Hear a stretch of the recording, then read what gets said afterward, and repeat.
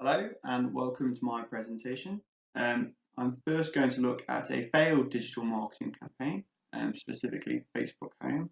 I'm going to look at why it failed and then plan a relaunch of the campaign using the SOSTAC model. So what was Facebook Home? It was basically a free app that altered the home screen of certain models of Android phones to turn them into a Facebook phone. It will promote social media features like sharing content or messaging friends, and it would attempt to integrate Facebook with a lot of other apps. It was a resounding failure for Facebook. It was very unpopular, and it has since been removed from the Google Play Store, and Facebook basically tried to remove any trace of it. So why did it fail? The first reason it failed was they aimed it at the wrong audience. It was released on Android devices, but took away a lot of the freedom and customization features that Android users typically like. Organizations and users are closer than ever now, which means that failures are often amplified, so targeting the right audience is a key aspect in a digital marketing campaign. The second reason it failed was that it was a poor product. While it was very polished, it took away a lot of functionality from other apps. Customers have very little loyalty to mobile applications and won't hesitate to move on if a product is deemed faulty. So ensuring that you have a good working product is a vital part of a digital marketing campaign. This campaign will attempt to relaunch the application and make it a success. The overall plan is to transform Facebook into a super app, similar to WeChat in China, where users can seamlessly use social media, pay each other, shop, order their food or meal at a restaurant, all without ever having to leave the application. The strengths of relaunching it in this way will be that it can remedy the faults of the previous campaign, so it can ensure that we can ensure we're targeting the correct customers alongside providing a functional app that people will actually want to use, and it will help solve a business problem for Facebook. They've suffered reduced engagement with their application this year, and are currently losing younger customers fast. So this application will give a chance to reinvigorate the brand and help to re-engage these customers that we're losing. So the framework that I'm going to use to plan this relaunch is the SOSTAC model, which encompasses situation analysis, objectives, strategy, tactics, actions, and then finally controls. It's a good way to get a holistic overview of a digital marketing campaign, and the circular nature of the model means that plans can be flexible and dynamic, which is especially relevant for internet-based campaigns where things can move very quickly. The first stage in the plan is the situation analysis. This is an important stage of the SOSTAC model because it allows organizations to understand their strengths, weaknesses, competition, and gain some insight into their customers before using this to move on and start creating a strategy. You can see on the right the SWOT chart that I've created from Facebook.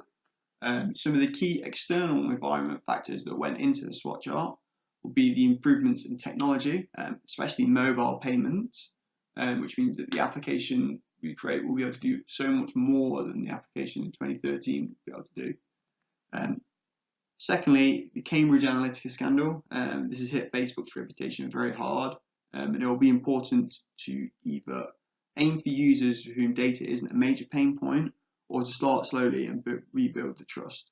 Some of the key competition analysis factors, we found that Facebook is facing threats from Snapchat for its younger audience, that it competes very heavily with Google for user data, and that WeChat is a potential competitor if they decide to move on from China. Customer insights are difficult for Facebook due to the sheer mass of customers. They currently have over 2.2 billion monthly visits, which make it difficult to make granular insights. However, they do have over 65 million business pages, which is very handy if we are looking to expand that part of the business. And they're currently losing customers under 25, as mentioned earlier. Once a situation analysis has been completed, and you understand your capabilities and where you stand, you can start to make objectives. It's important to make sure that these are SMART objectives, so SMART, specific, measurable, achievable, relevant, and time-bound. One of the problems with this model is that it puts too much emphasis on achievable, so it's important to make sure that your objectives are ambitious enough to fulfill the overall goals of your business. The first objective is to have 5 million business users recording at least one conversion per day by the end of the first year. Business users are going to provide much of the functionality of the application, and it will live and die by the range of applications that can be attracted, so it makes them a key demographic. 5 million would represent about a 7.5% adoption rate from Facebook's current app, which will provide a solid platform for later expansion. The second objective is to have 82% of users engaging with the app by logging in once a day.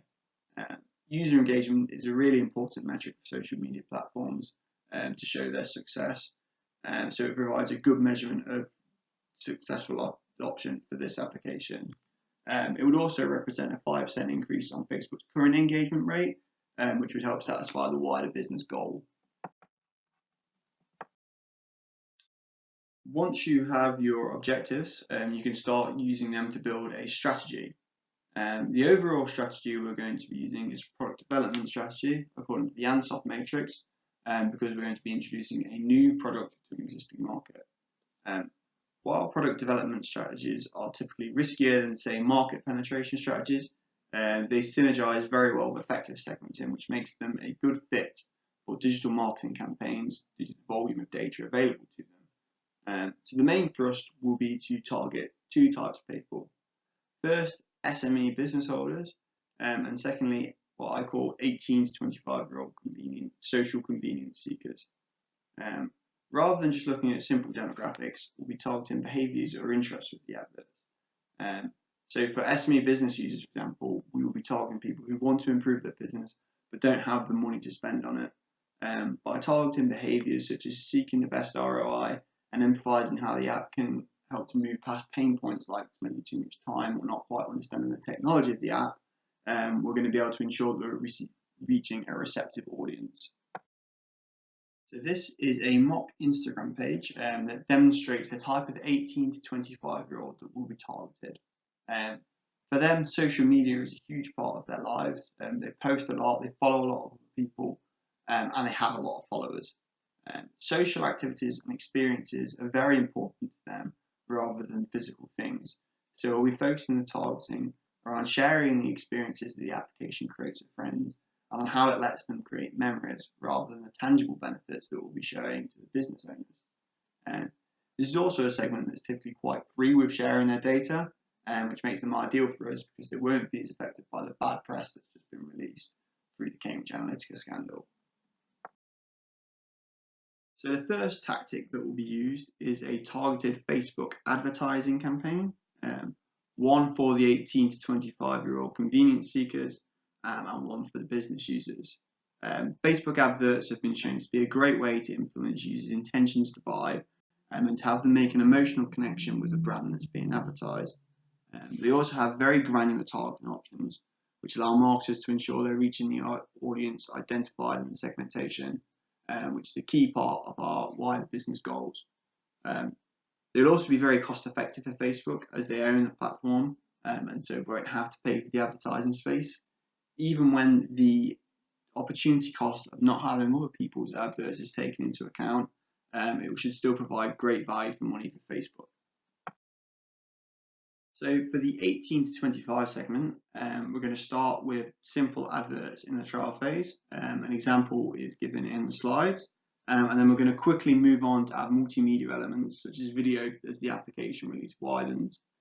The videos will show the target audience experiencing more exciting lives using the application, and this will eventually culminate in a Facebook Live competition to see who can spend the longest without leaving the app, whilst completing challenges like make a new friend or share a group picture that looks like it's from the 1880s. These should hopefully get people interested in the app and drive the user engagement objective. The adverts for the business users will be a little bit different. They will be mostly aimed at supporting the PR activities that will be mentioned in the later slides. This is an example of one of the image ads that we're going to be using. Initially, they'll start off with image ads, but they'll begin to encompass video ads as the press releases come out. They'll have a more professional feel, and they should show the success that other businesses have found from registering with Facebook Home. The second tactic will be a digital PR campaign that will be aimed solely at the business users.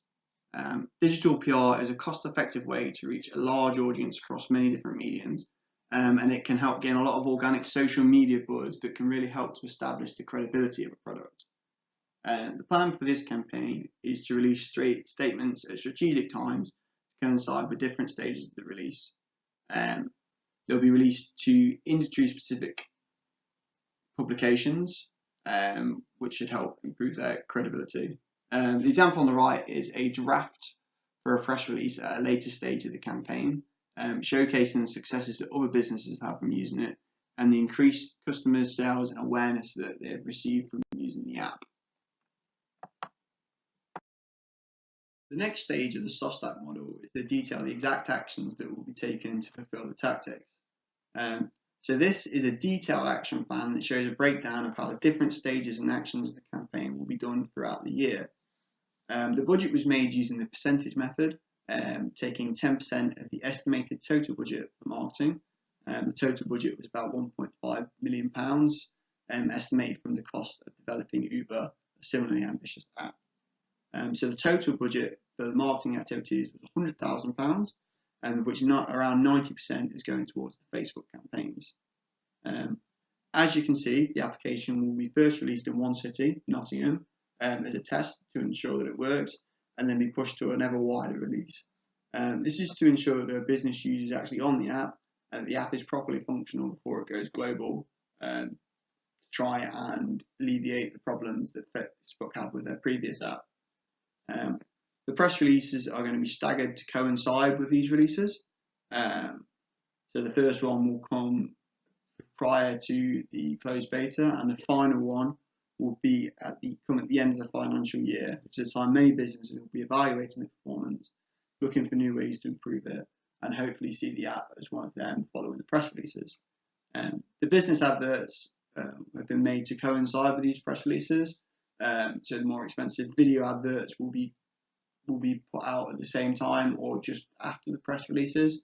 Hopefully these will reinforce the messages to the business at a time when they'll be receptive to them, and get them to sign up for the app. The campaign for the 18 to 25-year-olds will initially start off quite low key with mostly image ads, but upscale as the campaign goes on, with video ads supporting the wider releases, and the Facebook Live campaign coming as the application goes global, which will hopefully help the application to achieve the critical mass that is important to social media apps. All these parts will be managed by the in-house team, because Facebook is a big enough company to have the talented and creative staff that will be needed to fulfill these missions. The final stage of the framework is the control stage. This is to ensure that there's accountability for the plan, and so that you can see whether or not it's been successful. KPIs help in this by providing quantifiable metrics of success or failure for the campaign. The KPIs for the marketing objectives of this campaign were formed using the race model, specifically the engage section. This helps to ensure that the KPIs are relevant. The KPI for the first objectives is business users recording at least one conversion per day. This gives a good indication of whether businesses are successfully using the app and whether the app is successful for the business users. And the KPI for the second objective is percentage of users logging in once a day. This will show how well users are engaging with the app, and show how well the application has been adopted as a whole. And that is the whole plan for the re-release of Facebook Home, the successful implementation of which will hopefully allow the application to eventually grow to fold all of Facebook's products into it, such as Instagram, WhatsApp, or Messenger. Thank you for your time. Please find the references attached after this slide.